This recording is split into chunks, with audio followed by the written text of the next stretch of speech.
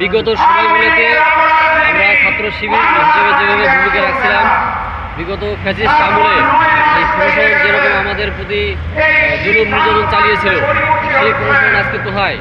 আজকে যারা নিষিদ্ধ হওয়ার উপক্রম হয়ে আছে, যারা খুনি, যারা গণহত্যা চালিয়েছে, আমরা তো তাদেরকে এরকম দেখতে চাই যে তাদের সেই প্রশাসন সেই রূপে দেখতে চাই।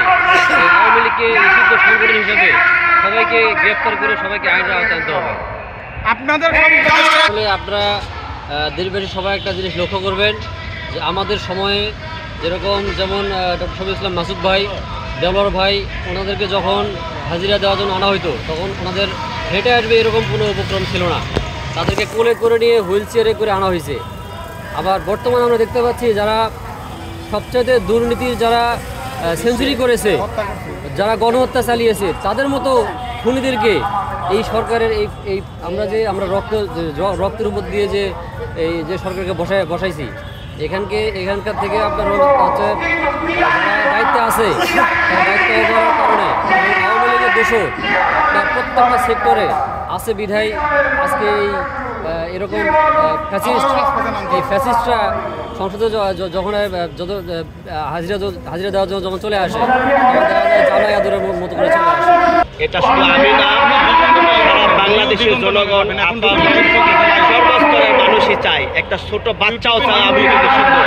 তার কারণ হচ্ছে জুলাই বিপ্লবের মধ্যে আপনারা দেখেছেন, আপনারা লক্ষ্য করেন, দেখেন এখানে আমি এই জায়গায় ছিলাম, এটা হচ্ছে কারণ শাহবাগের মোড়, এখানে ছিলাম।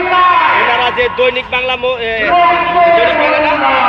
বাংলা, কাউরান বাজার, হারাম গেট, বাংলা মোটর যে ত্রাস সৃষ্টি করেছিল মানুষকে, 5 মিনিট পর এবার 10 মিনিট পর একটা গাড়ি আসতেছিল, শুধু লাশের গাড়ি।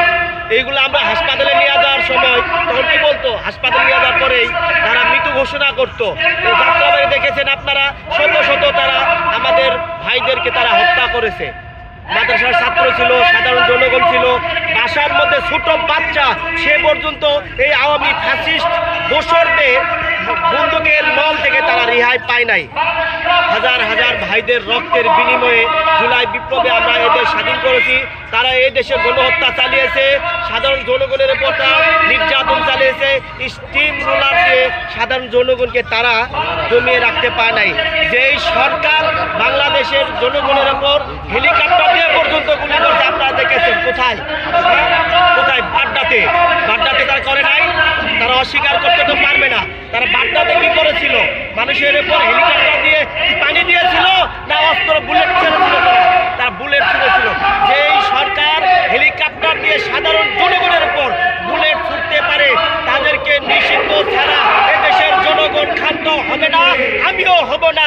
যতক্ষণ পর্যন্ত আমার দেহে রক্তবিন্দু পরিমাণ আছে, ততক্ষণ পর্যন্ত এই আওয়ামী লীগকে নিষিদ্ধ করার জন্য রাজপথে লড়েই যাবো।